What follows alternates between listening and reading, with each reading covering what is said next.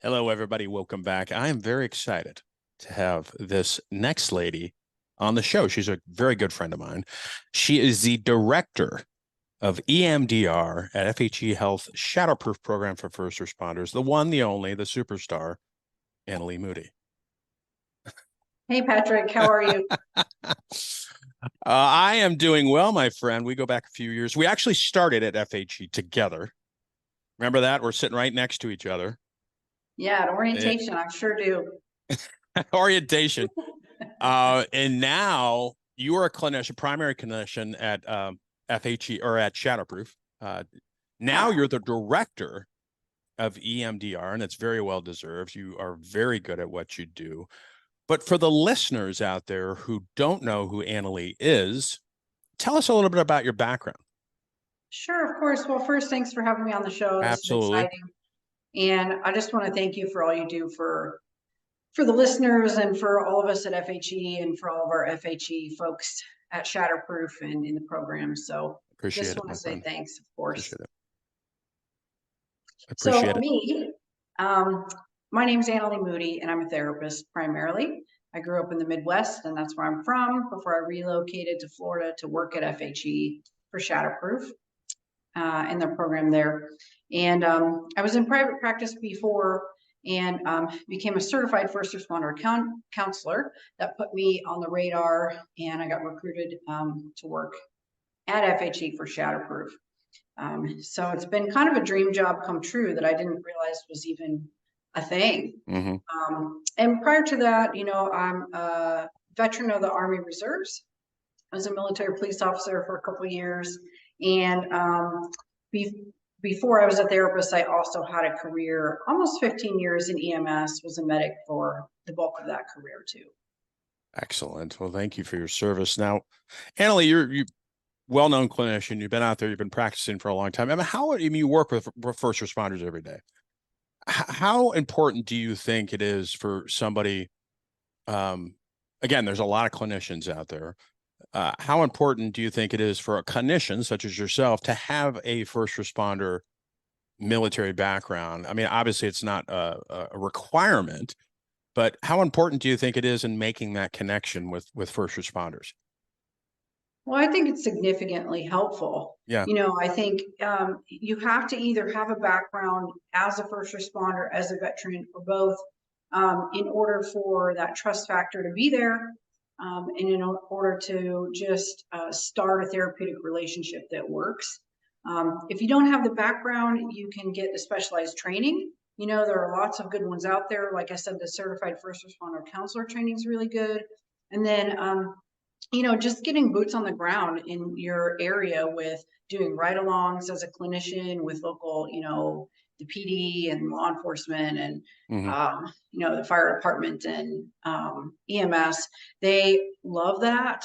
They love it when clinicians are willing to get dirty with them, you know, and just see what a day in the life is like.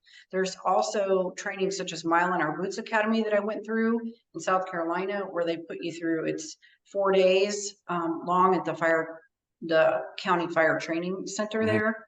And it's specifically training for therapists that work with first responders. So if you don't have the background, get some specialized training and just get really, really curious about what it's like to be a first responder or veteran or both. And, you know, starting conversations with them that start out with, help me understand what it's like. Absolutely. Yeah. It can be super helpful. If you're not willing to do that, you have to be vested in order to get the ability to know what it's like to work with these folks full time, and to understand the specialty or the special needs they have. I guess the special way that they sort of see the world is important. What are the special needs for the listeners out there? Can you elaborate on some of the special needs that first responders need? And when we're talking about first responders for the people who are listening, we're not just talking about cops. We're talking about fire. We're talking about EMS, paramedics, corrections, dispatchers, military veterans. What are some of those special needs that you alluded to? Yeah, so in doing therapy with first responders, you really have to uh, just be comfortable with their scheduling is difficult. Mhm. Lots of times they're going to come in, wearing a duty belt and a duty weapon. You have to be comfortable with that. You have to be comfortable with their way of comedic relief, which is off-color humor, Mhm. off-color to the lay people a lot of times. So you also have to just be willing to be real and be very honest with them. Their meter for BS is, I was gonna always say pinging. their And BS so, level is up there. yeah, yeah, their BS meter is always pinging, which is a good thing. So you just have to be real and you have to be honest. You have to, if you don't know something, if you just say, I have no idea what you're talking about, or help me understand, or what is a flashover? I was working with a firefighter the other day. So of course there are still things I don't know from the different disciplines. Just because I was a medic doesn't mean, I worked at a firehouse. So But it's it's important just not to fake that you know it because correct. they'll sniff it out. Yeah, just be honest, Yeah, yeah. be honest and allow them to just sort of be themselves. But, you have to also be willing to challenge them. This kind of therapy where tell me how that makes you feel while you sit and don't say very much just isn't a very good fit. Yeah. They really need to be challenged and it needs to be more collaborative than expert to patient kind of level of care. And, most of them need a trauma therapy, a trauma specialty therapy. Psychotherapy has many different types with Sure. CBT and ACT, but talk therapy really just isn't enough. Talk therapy is really good as supportive therapy, but you shouldn't be trained in some trauma specific modality like EMDR or trauma informed yoga or something of the sort. And that's what I love about Shatterproof. We'll get into that in a little bit, but the Yeah. different treatment modalities and of course your expertise. Why do you think it's so difficult? I mean, I know the answer to this, but for the listener out there, why do you think it's so difficult for first responders to just make that first call? I mean, just pick up the phone. I mean, call somebody. It doesn't have to necessarily be a treatment facility. It could be a family, a friend, but why is it so difficult for them to pick up the phone and just say, look, I'm struggling. I need some help. Yeah, I mean, that's an individual thing, of course. The reason why, Officer A doesn't call and the reason why Officer B doesn't call might be very different. Mm-hmm. But there are some, by and large, common barriers to treatment that we see. One of those is, the number one I would say is denial. Yeah. Denial type one, which is I don't have a problem. That's the biggest barrier, of course. Denial type two is okay, if I've accepted that I have a problem, I've broke through denial level one. Denial level two is as long as nobody else knows I have a problem, I'm fine. So they don't want to have a problem. They don't want anybody else to know they have a problem. And so making an appointment and keeping an appointment with a provider, sometimes you have to tell people where you're going, like a spouse, so it's not as easy, even though therapy is confidential, getting to an appointment might not be as people are going to know a lot of Yeah. times, Yeah. Yeah. when you start seeing a therapist. And so those are the two biggest barriers is not wanting to have a problem and just not wanting anybody else to know that something's going on. And that's due to this, perceived weakness or Yeah. this really harshly negative judgment of themselves. And so the way, we try to help with that is to sort of change the narrative and say it's not, if you're going to start being affected by some of these things in a career length time and as a first responder, it's when. And it's sort of like, this isn't something wrong with you. You're a human being first. And so we have to do a lot of education up front, even after folks have sought treatment, for them to be willing to engage in treatment and do the things that they need to do to help themselves instead of just passing judgment on themselves for having a problem. Absolutely. Absolutely. Now you mentioned EMDR. I want to talk about that, but first there are, as you know, Annalee, and a lot of listeners know, I was a patient there at Shatterproof at one point, and there are so many wonderful different treatment modalities. we have down there. I mean, you mentioned talk therapy is just, it's not enough. It has its place. But we have so many different things down there. You were recently promoted, named the Director of EMDR at Shatterproof. That's all you do down there. In fact, people request you for EMDR. Tell the listener, what is EMDR? What is it used for, and how effective it is? Sure. Yeah, gladly. EMDR is a therapy. It's a psychotherapy modality, and it was developed 30 years ago for trauma specifically. That's the good news, is it's not new. We have 30 years of research proving its effectiveness, and so it's super impactful and successful treatment modality specifically for trauma. But we're using EMDR for all kinds of things today, performance enhancement and all sorts of things. At Shatterproof, we're using it primarily for trauma, of course, because we triage the needs. But as an outpatient therapist, lots of those therapists are using different applications of EMDR for all sorts of things, because it's just that useful. And basically what EMDR is it's an augment therapy. That it's not talk therapy.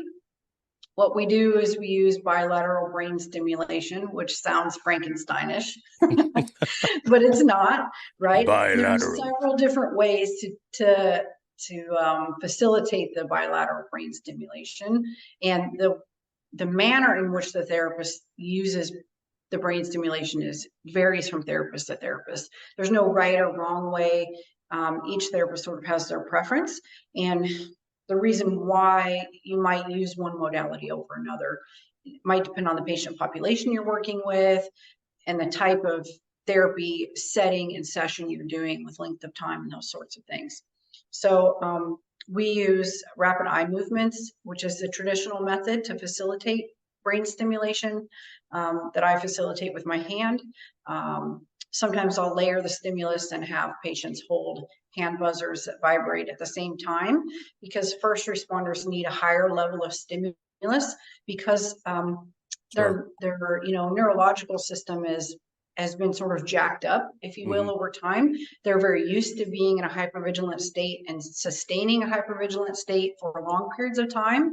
And they're also used to going into fight or flight often as well. So I find that the first responder and veteran populations need a higher level of stimulus in order to facilitate memory reconsolidation, which is what EMDR does.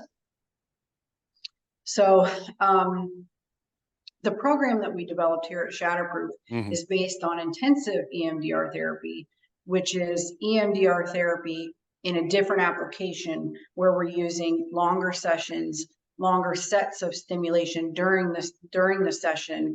We sort of go deeper into the traumatic memory, stay in there longer, and clear it out or complete the target very quickly. I would say 90% of the patients that go through the intensive EMDR program complete their target in one session, one 90-minute session. That was my next question, is how long is it? I guess it depends on the patient. Well, so the program at FHE Health for Shatterproof is, they get EMDR is actually 8 phases of treatment. The reprocessing phase with the brain stimulation is actually phase 4 of 8. So the way we've sort of structured it there is really unique, in that, they're doing phases 1 through 3 in a group therapy setting, to where they get educated about what EMDR is. They get prepped for it with resources. The 2 resources we use are a calm scene and a container. They get taught how to use those. We've developed a patient workbook, an EMDR workbook that's 60 pages, so it's pretty hefty. So they get that workbook during that group session. They get taught how to choose a target for their first individual session. And then after that group session, I have office hours, of course, too. So they're all invited to, come by my office, ask questions if they need some extra help with the workbook, for deciding what to work on first with the EMDR therapy. And then they get scheduled for minimum of 2 90-minute individual EMDR therapy sessions with me. Now, does every Shatterproof, thank you for that information, very useful. Does everybody in Shatterproof get EMDR? So everybody that's appropriate at the time that they're in Shatterproof gets access to try it Okay. through the EMDR program. So they might try it and might not like it. That doesn't mean they have to keep doing it. Correct. And nobody has to do it. We're just offering them access to it. There are some rule out criteria. So the primary therapists at the Shatterproof program refer them to the EMDR program. And as long as they don't have any of those rule out criteria, such as a recent concussion that they're currently under the care of a physician for, that would rule them out for doing EMDR therapy right then.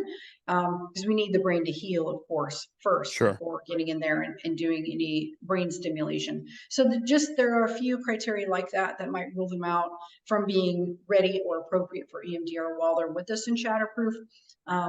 But by and large, we're giving them all access to the program. That's awesome. And it really helps for, to correct me if I'm wrong, PTSD or PTS, well, it's all trauma. So it really is centered on trauma, right? Correct. Okay. Yeah.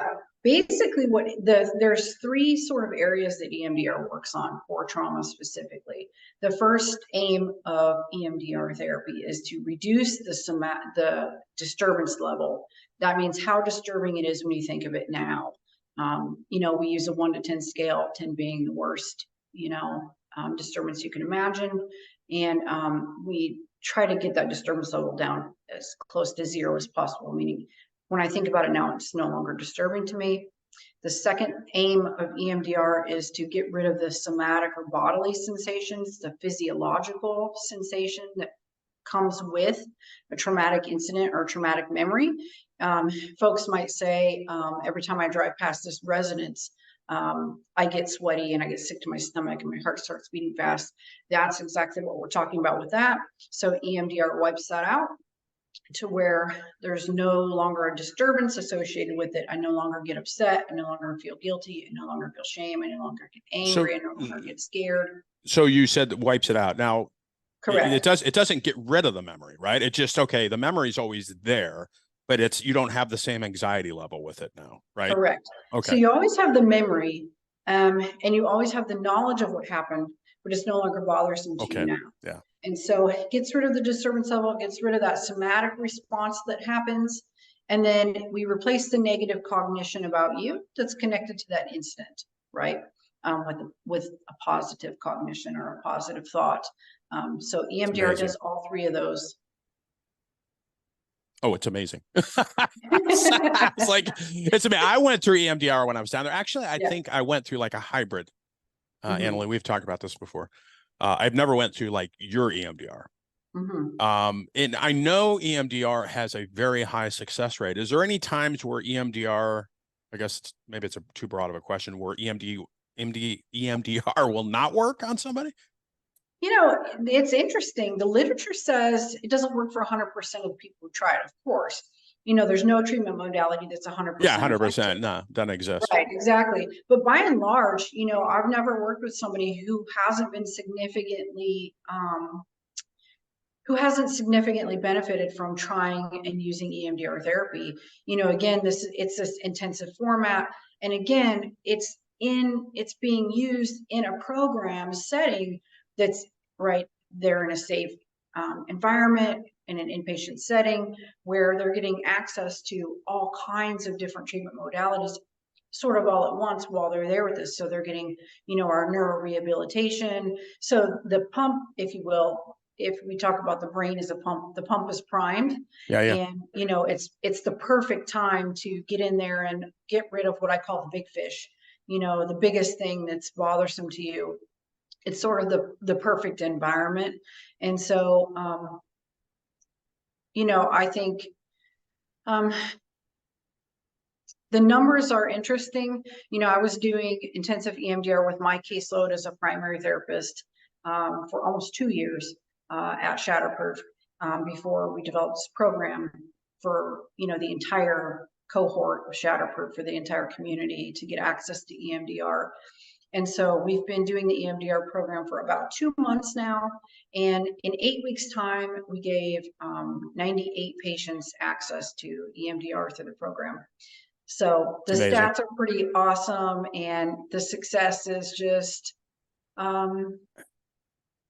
It's awesome. I mean, because It's I really obviously, encouraging. Yeah. okay, obviously I work there, and even though I'm remote, but I hear nothing but positive things and great things coming out of your program. And I know it's successful. I know the patients love it.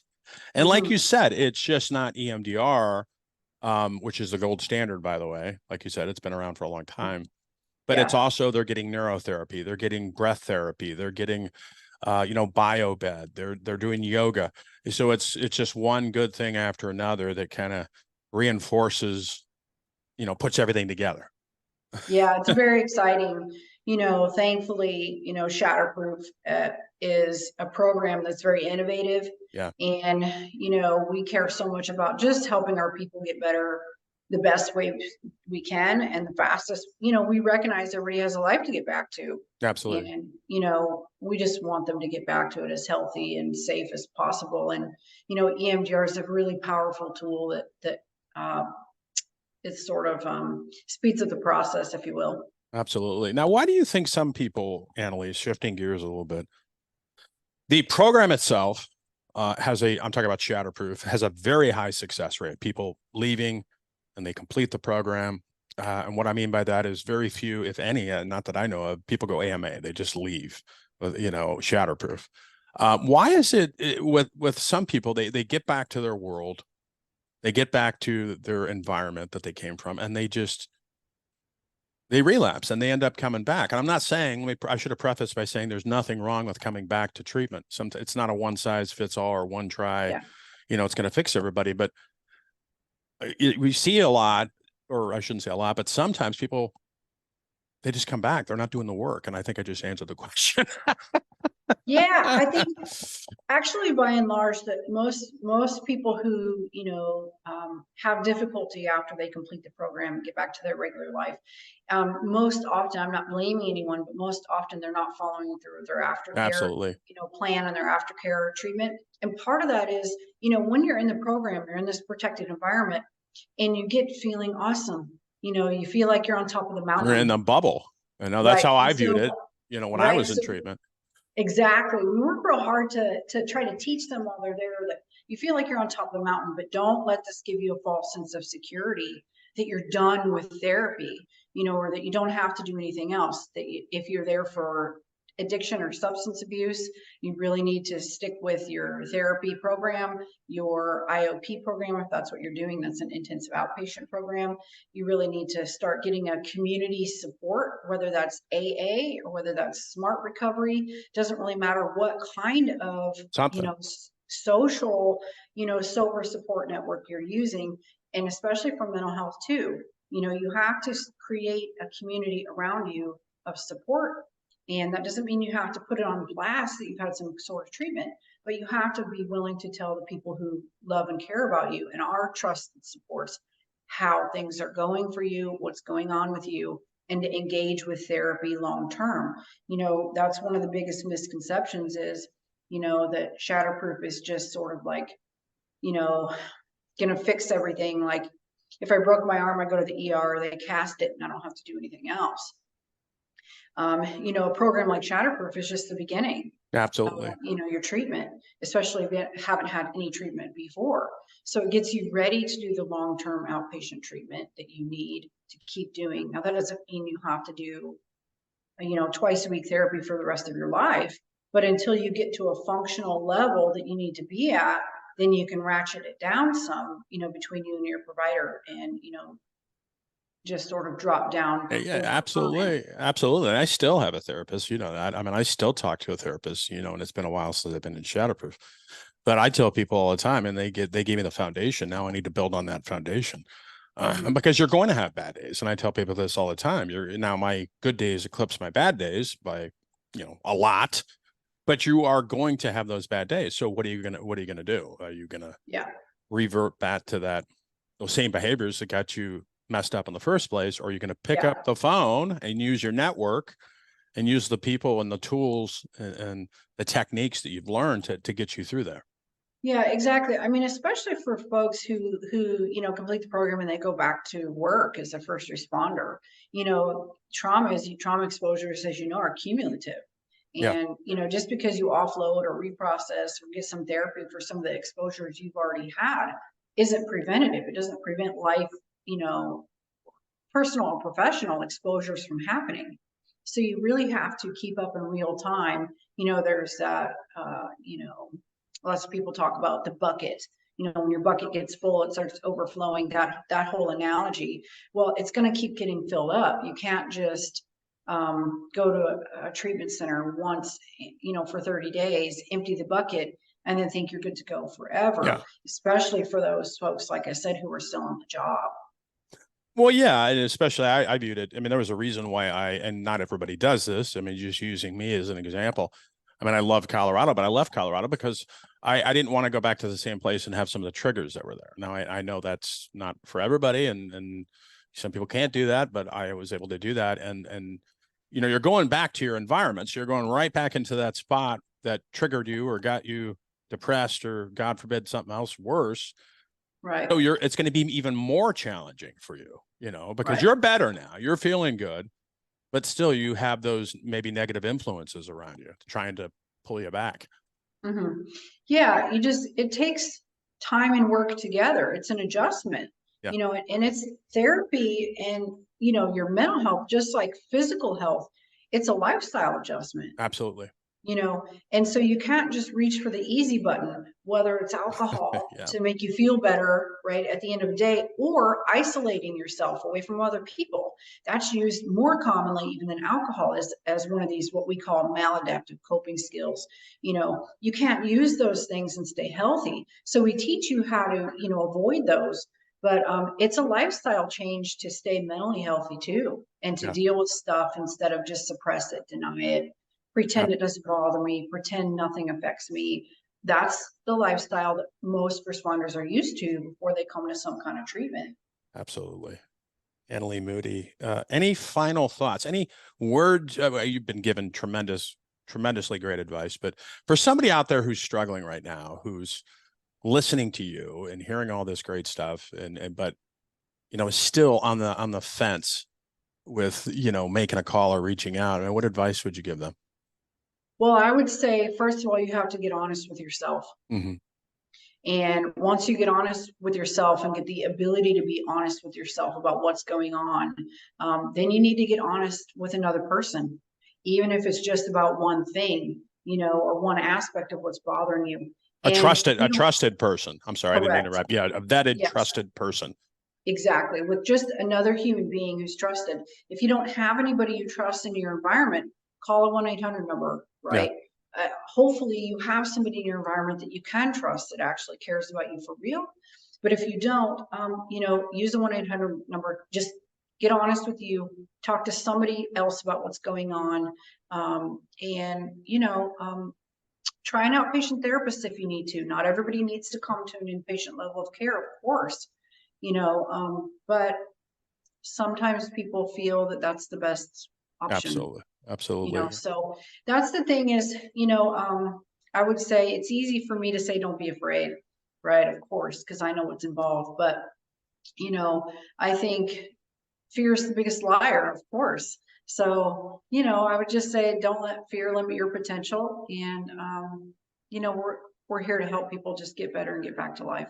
Absolutely. And you're not on an island. I would just add to that. I mean, you can't do things, especially when, at least I couldn't, obviously, when right. I was struggling, I couldn't. You might think you'd be able to do things by yourself, but when you're with some things, maybe when you're healthy, but when you're healthy mentally and physically, but when you're in that dark space like I was in, there's no way I could have done it alone. Correct. There's no And way. you don't have to. Yeah, and exactly. the thing is that that's the biggest bonus about Shatterproof being a community treatment model, where you're in a community of your peers that are all going through the same or similar experiences. And I hear every hour on campus, oh, so and so said exactly what I was feeling yesterday, and I thought nobody else in the world felt that way. And so that's the beauty of it. And sometimes when we're struggling, it can feel exactly like the loneliest, isolated place on earth. But when you get put in a community of 49 other, people just like you who are struggling in the same way, it's tremendously valuable. Absolutely. I tell people all the time, I mean, you are a very unique person, speaking broadly, but your problems aren't unique. Because it's horrible, but well, millions of other people have suffered the same things you, and they've become healthy. They've become better because they see people like you, which is awesome. And the good thing about problems not being unique is, guess what? We know exactly how to help you. Absolutely. Absolutely. Annalee Moody, Director of the EMDR program at Shatterproof FHE Health.